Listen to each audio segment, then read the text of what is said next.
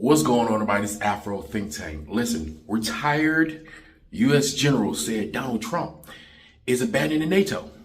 And that's exactly what he's doing. Listen, I don't know what kind of white supremacy this is, all right? This is not global white supremacy, right? This is American supremacy. This is American white supremacy. This is ridiculous. Donald Trump is legitimately the Trojan horse for white supremacy. I told y'all, this is white supremacy last stand because its power, the structure, the ethos of white supremacy is chaos. It's irresponsibleness.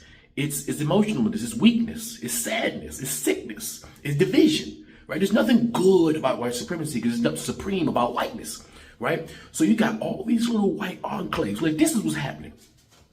The British Empire expanded too wide, all right? And so all the British colonies, all the former French colonies, all the former Portuguese, all these white people colonies, all right, that they tried to steal. They tried to steal the entire planet, right? All the good parts. What's happening is all the colonies that became countries and nations of their own are crumbling because white people genetically can't hold on to what they stole from everybody else. They can't do it.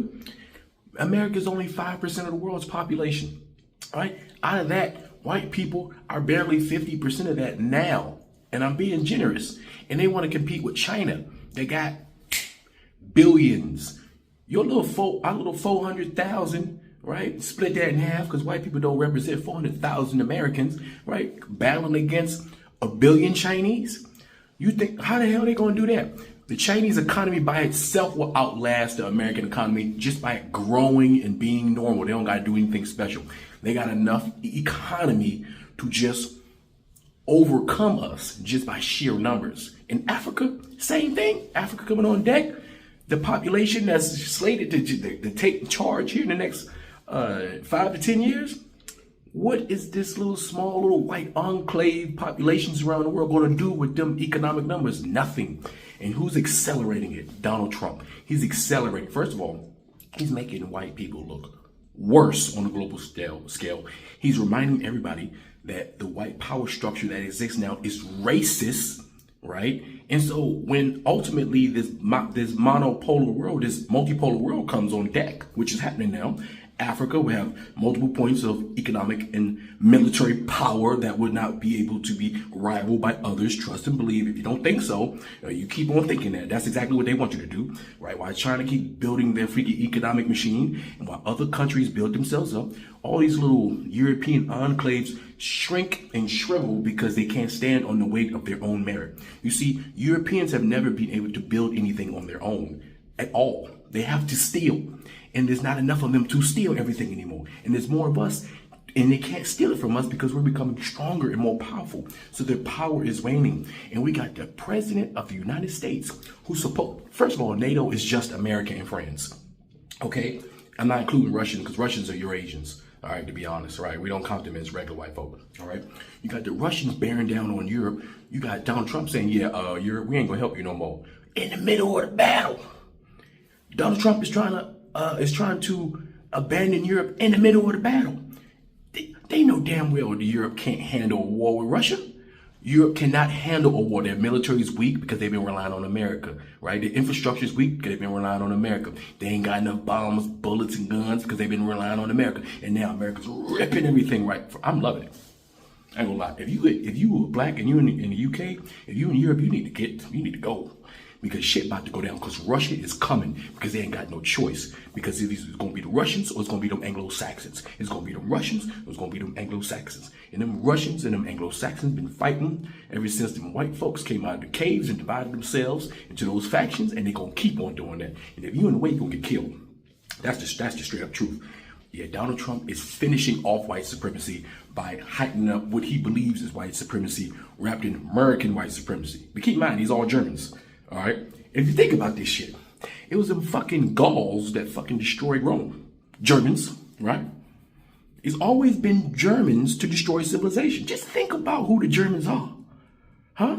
The Germans are the ones who made the fake Jews that's currently, doing what they're doing down there in the Middle East, right? Germania, right? The Germans sacked Rome, right? The Germans sacked England. The Germans became the English, right? The Germans went along, did World War II, right? The Germans, it's always the fucking Germans. America, we propped up Germany after we defeated the Nazis, brought all the Nazis to America, gave them great lives, let them hide in Argentina, and now we're bailing out Argentina where the other Nazi Germans are. Germans, yo, it's them damn Germans. They've been trying to take over the world this whole time, pinky and brain level shit, like straight up. But look, Donald Trump, hey, keep doing what you're doing.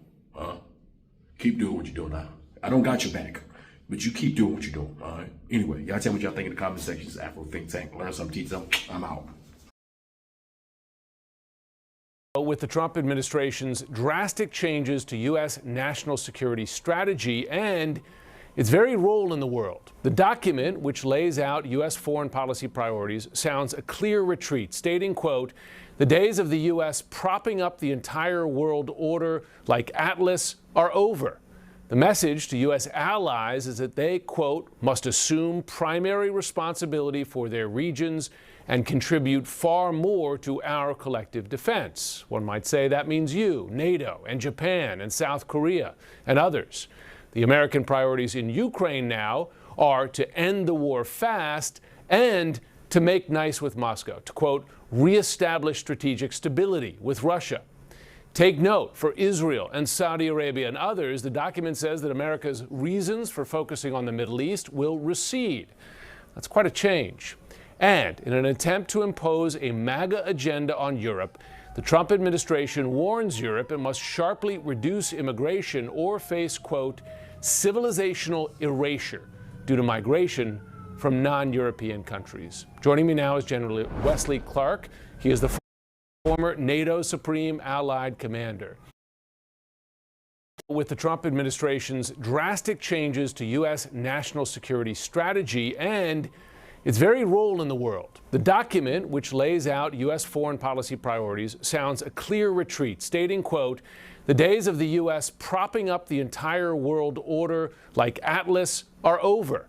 The message to U.S. allies is that they, quote, must assume primary responsibility for their regions and contribute far more to our collective defense." One might say that means you, NATO, and Japan, and South Korea, and others.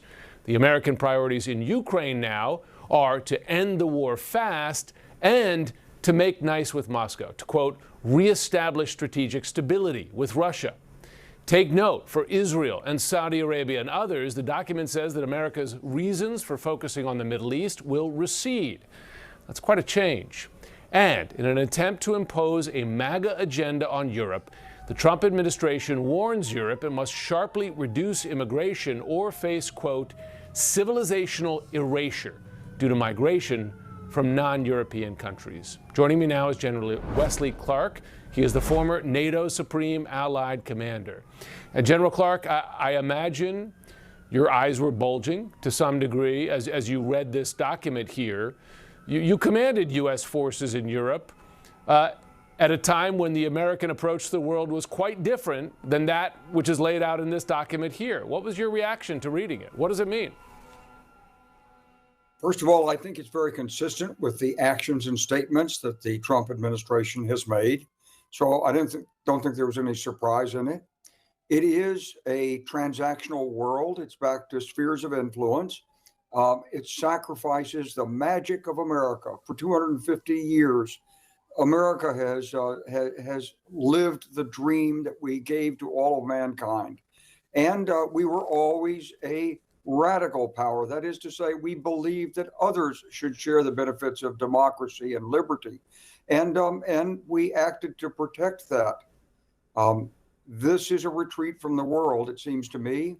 It's a smaller, weaker America. And Jim, I ask myself, why is it? Because somewhere in this document, it sort of indicates we can't afford it.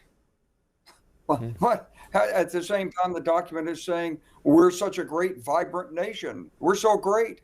So why can't we afford this? Is it because we can't deal with our own fiscal responsibility that we demand tax cuts? There have been these three major tax cuts since 9/11 that have really sunk the United States into a difficult deficit position. Is that what this is about?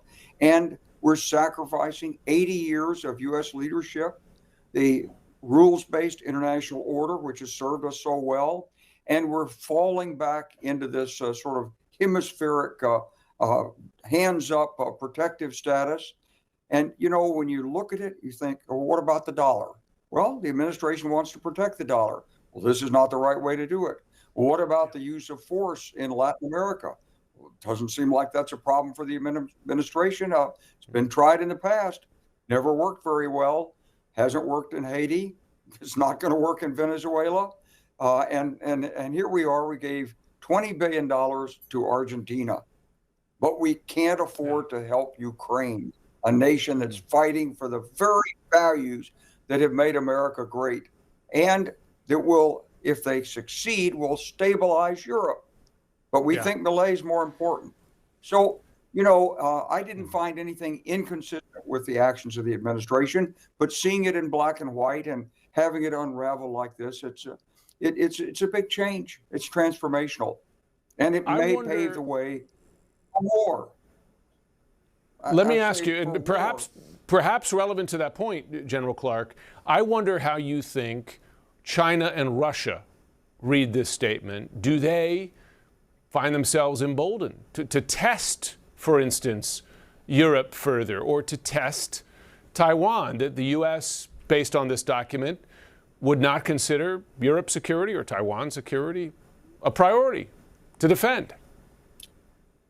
Well, I think you have to differentiate between Russia and China, even though they're in a sort of no holds, no limits alliance. But for Russia, they got to read this with a lot of glee. This is like the 28-point peace plan that was taken. They like it.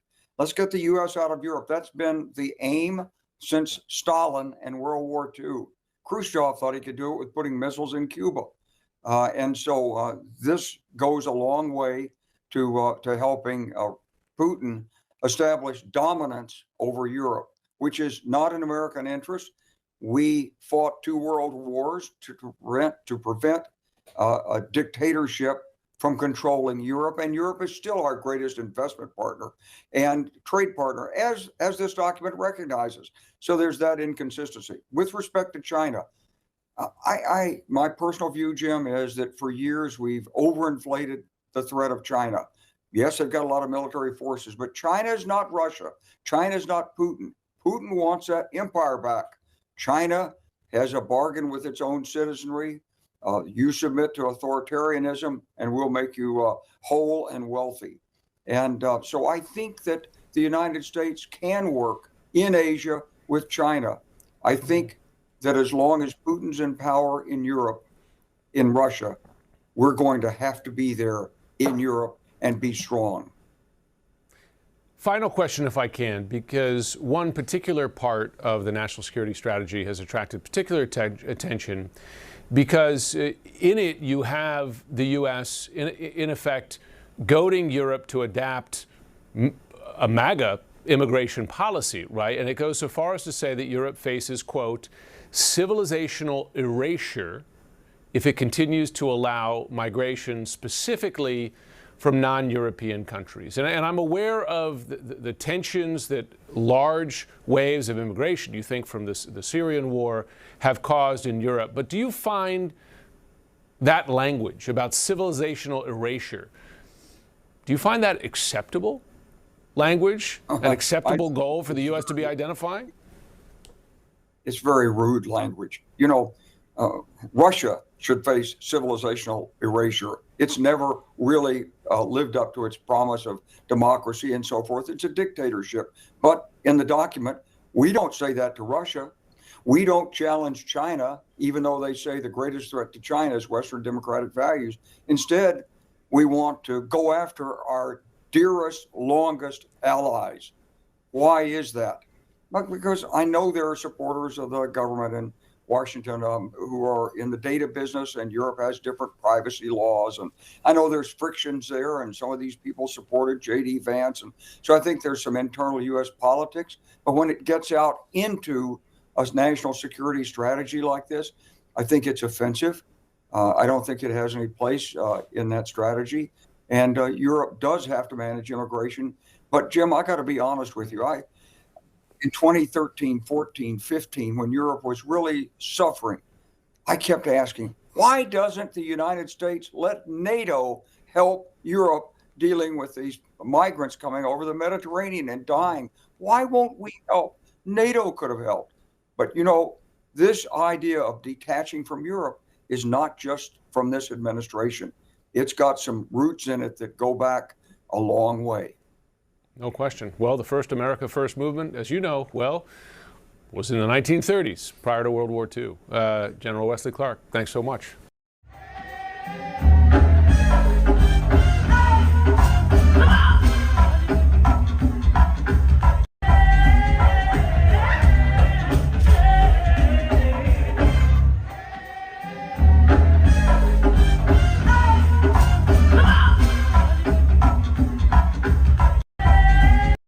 Go ahead and add you 100 to the cart, because I'm telling you right now. You see how them things drop? That's how I'm dropping prices all this week. Come see me at Kirk Toyota for all your vehicle needs. Shoot me a text, give me a call, 662-614-0715. Bye. Free Sudan, boycott diamonds and gold. Free Sudan, boycott diamonds and gold. We most definitely cannot forget about the people of Sudan. Thanks for watching Afro Think Tank. Don't forget to like, share, and subscribe. And follow me on Substack and Patreon for more content. Remember, it's Pan-Africanism or nothing.